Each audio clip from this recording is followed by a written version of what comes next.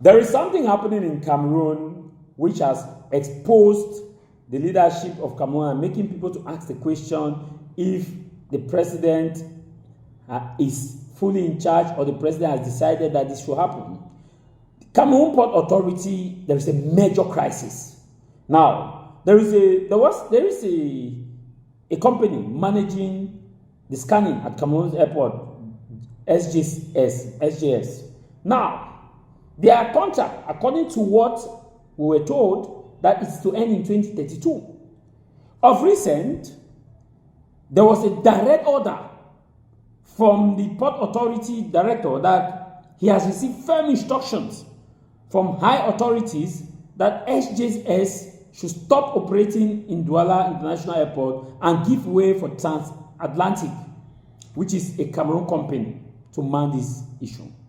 Immediately after the director of port made that, the Minister of Finance and the Minister of Transport, the director of port under the Minister of Transport, the Minister of Transport and the Minister of Finance issued a statement, called for an explanation to this, that why is it that the company SJS is to be removed from the airport, from the seaport.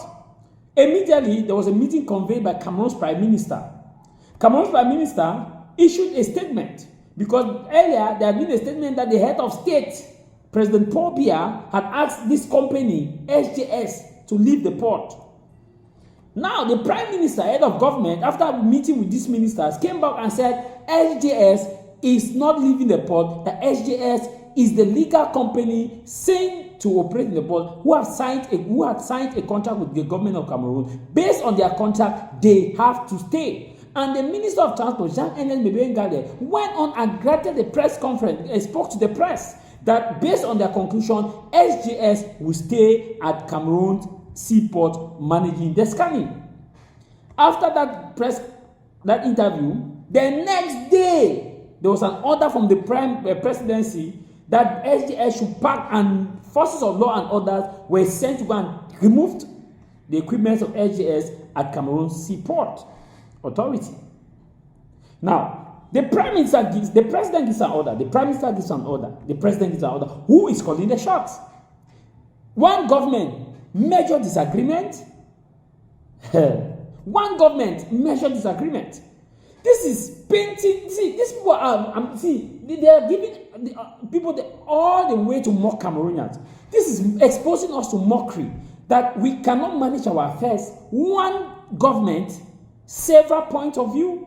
Don't these people have ministerial meetings? Don't these people have ministerial meetings?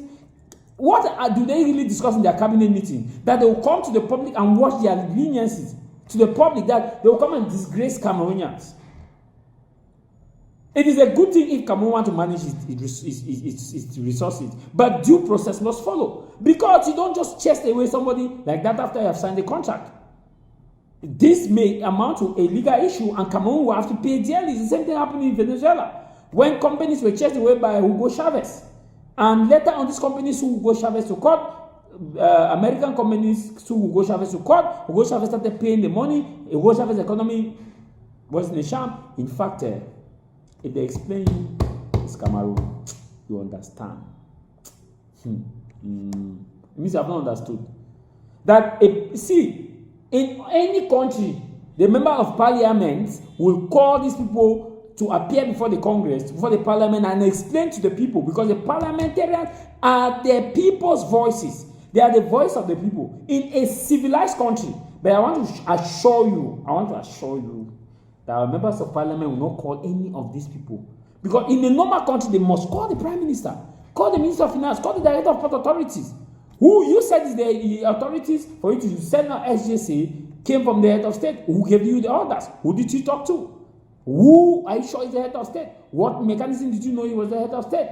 Mr. Prime Minister, you said this, that. What is happening? All these things must be done. I'm telling you that in normal circumstances, these people will call to order, come and testify, come and explain to the Cameroonian people what is happening. They must come and testify. But let me assure you, there will be nobody will testify. Our member of parliament will act like nothing is happening. Nothing. Nothing. When was the last time that the president of the republic had a ministerial cabinet meeting?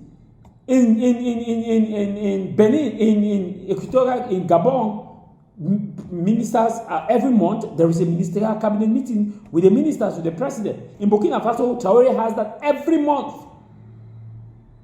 Trump has that every month. William Ruto has that every month in Kenya.